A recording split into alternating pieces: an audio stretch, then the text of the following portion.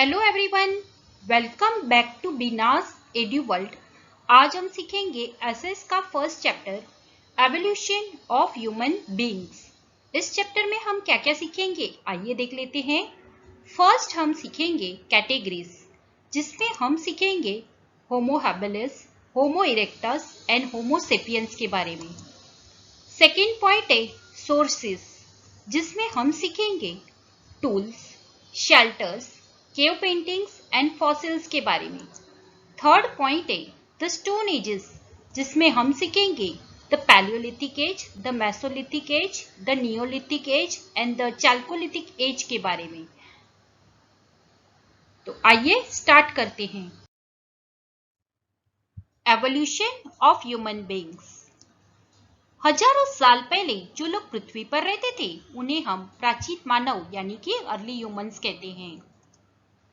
Early humans pre historic time में रहते थे। प्री हिस्टोरिक टाइम क्या है?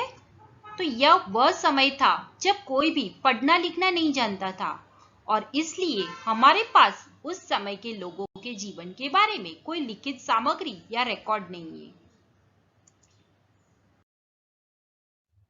Sources that tells us about the early humans.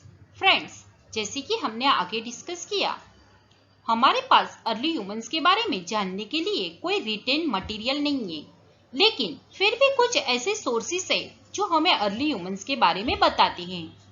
ये सब जानने से पहले हम आर्कियोलॉजिस्ट का मीनिंग समझ लेते हैं। आर्कियोलॉजिस्ट वो पर्सन होते हैं जो पुराने शहर, वस्तु और इमारतों के अवशेषों को खोदकर और जांचकर गुजरे हुए समय का अध्ययन करते हैं। साइंटिस्ट एंड आर्कियोलॉजिस्ट पास्ट की स्टडी करने के लिए अर्ली ह्यूमंस द्वारा छोड़ी गई फॉसिल्स, टूल्स एंड वेपन्स पर निर्भर होते हैं। उस समय के मानव और एनिमल्स की बोन्स एंड स्केलेटन्स भी हमें उनके जीवन के बारे में अच्छी जानकारी देते हैं। हम उनकी जानकारी उनके शेल्टर्स और केव्स पेंटिंग से लेते हैं जिनमें वह रहते थे।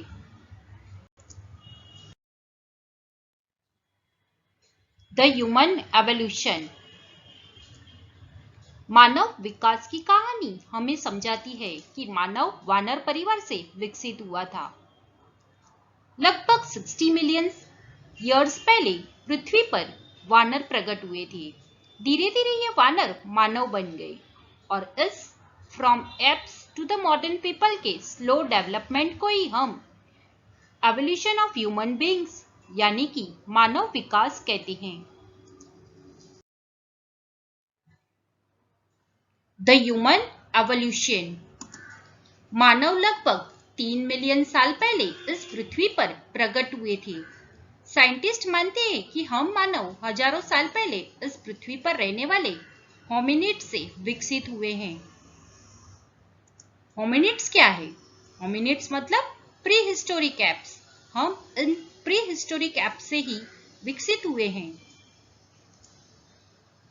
क्या आप जानते हैं, फॉसिल की स्टडी से यह विश्वास किया जाता है कि होमिनिड्स अफ्रीका से थे।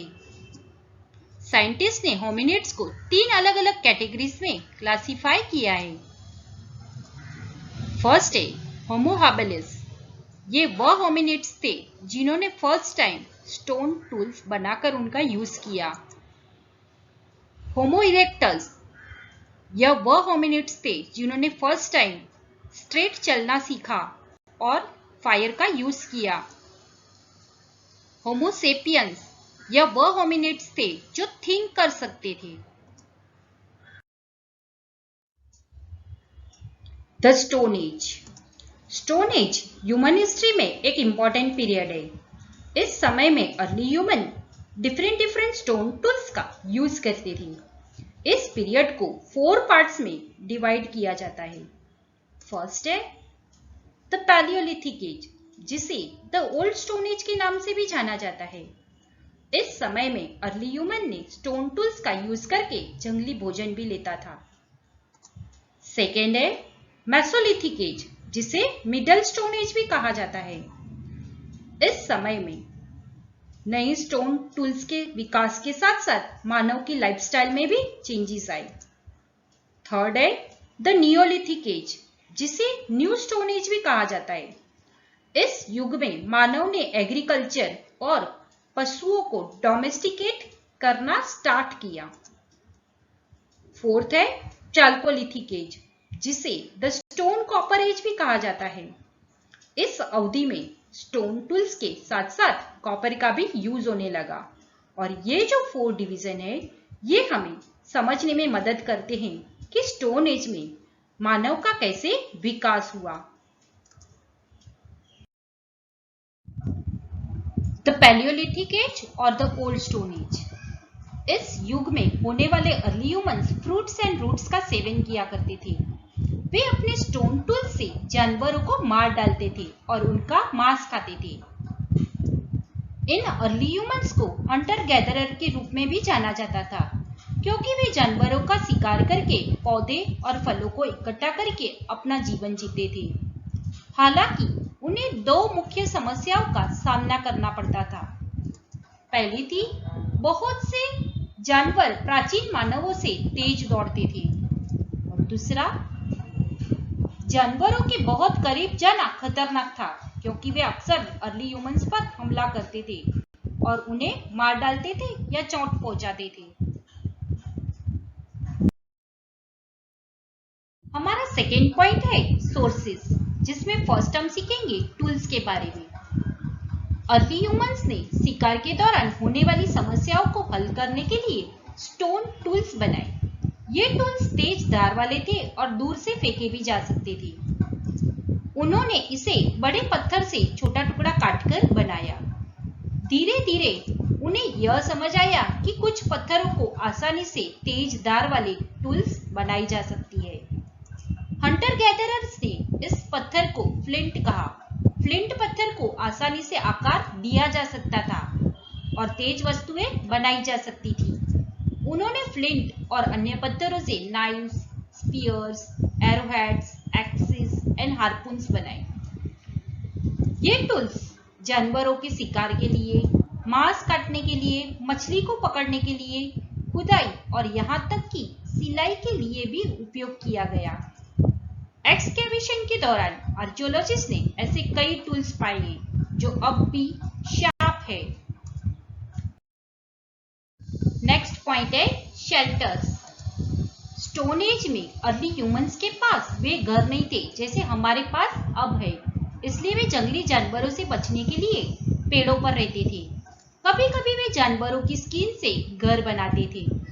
सूर्य, ठंड और बारिश से बचने के लिए अर्ली ह्यूमन रॉक केव्स में शेल्टर लेते थे। थर्ड सोर्स है cave paintings. Early humans caves की दीवारों पर ड्राइंग्स एंड पेंटिंग्स बनाते थे। संभवतः यह एक मनोरंजन के रूप में रिलैक्स होने के लिए बनाते थे। इनमें से मेजर पेंटिंग्स शिकार के चित्रों की है। आर्कियोलॉजिस्ट मानते हैं कि यह चित्र को कुछ धार्मिक महत्व भी है। महत्वपूर्ण बात यह है कि इन चित्रों में उपयोग किए गए रंग अब भी बहुत ज्यादा क्लियर है। क्या आप जानते हैं, भारत में दुनिया का सबसे बड़ा रॉक पेंटिंग का कलेक्शन है। सबसे प्रसिद्ध रॉक पेंटिंग्स मध्य प्रदेश में भीमटेका में है। ये बात स्पष्ट करती है कि प्रीहिस्टोरिक मानव भारत में भी थे। हाल ही में झारखंड में एक बड़े कलेक्शन की डिस्कवरी भी इसी बात को साबित करती है। फोर्थ सोर्स है फॉसिल्स। हम इन अर्ली ह्यूमंस की बोन्स एंड स्केलेटन्स का स्टडी करके उन्हें और अधिक अच्छी तरह से जान सकते हैं। Pre historic bones and skeletons जानवर और पौधों का जो अवशेष रॉक्स में प्रिजर्व होते हैं, उन्हें ही फॉसिल्स कहा जाता है।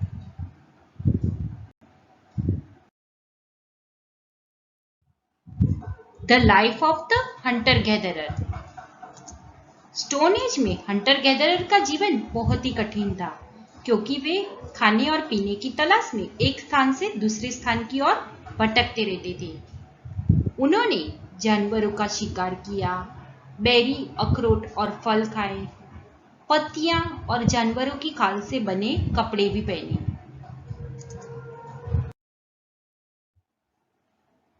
ओल्ड स्टोन एज में फायर की डिस्कवरी हुई। आग की खोज और उपयोग ने लोगों की जिंदगी को कई तरीकों से बदल दिया। हालांकि यह पता नहीं कि आग की खोज कैसे हुई, लेकिन इसके पीछे कई सिद्धांत हैं, जिनमें से कुछ नीचे दिए हैं। बिजली ने सूखी लकड़ी को आग लगा दिया और आग की डिस्कवरी हुई। और ऐसा भी माना जाता है कि जंगल में आग लगने की घटना घटी और आग की डिस्कवरी हुई। और ऐसे भी माना जाता है कि स्टोन टूल से उत्पन्न स्पार्क से फायर की डिस्कवरी हुई। हाँ, लेकिन इतना कह सकते हैं कि फायर ने अर्ली ह्यूमंस की बहुत सारी चीजों में मदद की, जैसे कि आग लोगों को गर्म रख सकती थी। सेकेंड, आग उन्हें जंगली जानवरों से सुरक्षित रख सकती थी। थर्ड, आग पर पकाया खाना नरम और स्वादिष्ट होता था। फोर्थ, आग रात में अंधेरी गुफाओं को प्रकाशित करती थी। नेक्स्ट पीरियड है द मेसोलिथिक एज और द मिडल स्टोन एज। यह middle stone age old stone as के बाद का समय था। इस समय में कुछ क्षेत्रों में एग्रीकल्चर की शुरुआत हुई। कुछ जगहों पर कैनोज यानी कि नैरो बोट और धनुष यानी कि बो मिले हैं, जो ओल्ड स्टोन एज से निश्चित एक स्तर की प्रगति का संकेत देते हैं।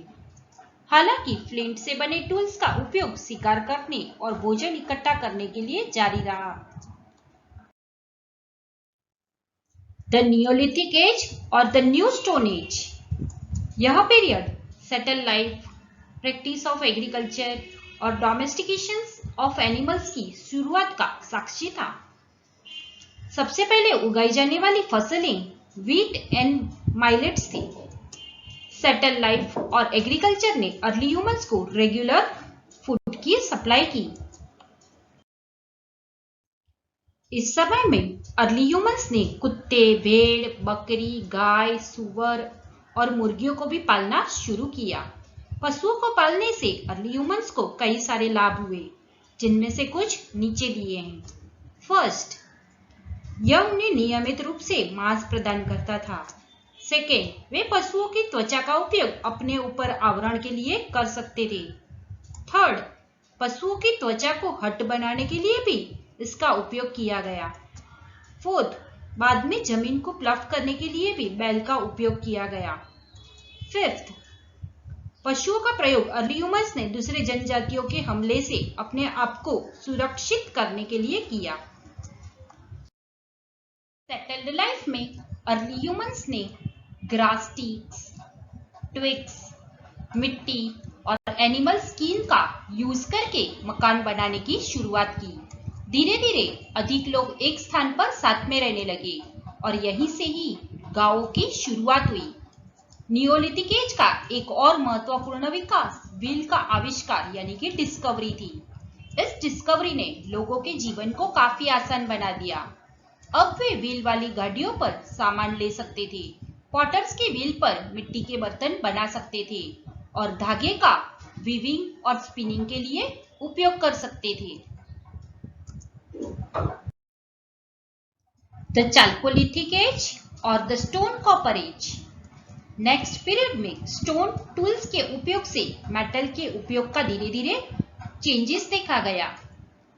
पहली मेटल जिसका उपयोग किया गया था वह थी कॉपर।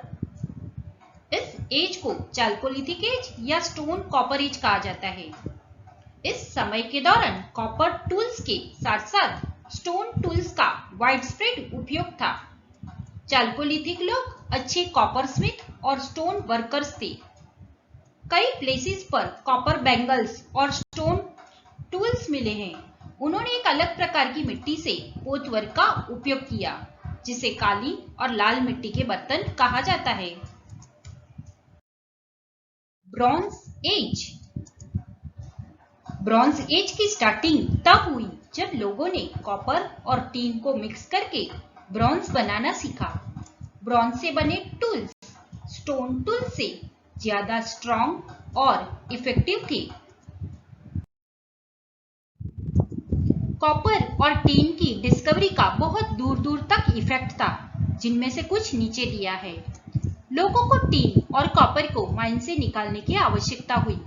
इसका मतलब था कि कुछ लोगों को खेती से माइनिंग की ओर जाना पड़ा। इससे फार्मर्स को अधिक फूड क्रॉप्स प्रोड्यूस करना पड़ा। एक दूसरे को बनाए रखने के लिए अधिक व्यवसाय उत्पन्न होने लगे, जैसे कि कुम्हार को अधिक मिट्टी के बर्तन बनाने की आवश्यकता हुई, जिसमें सरप्लस ग्रेन्स को स्टोर किया जा सकता था।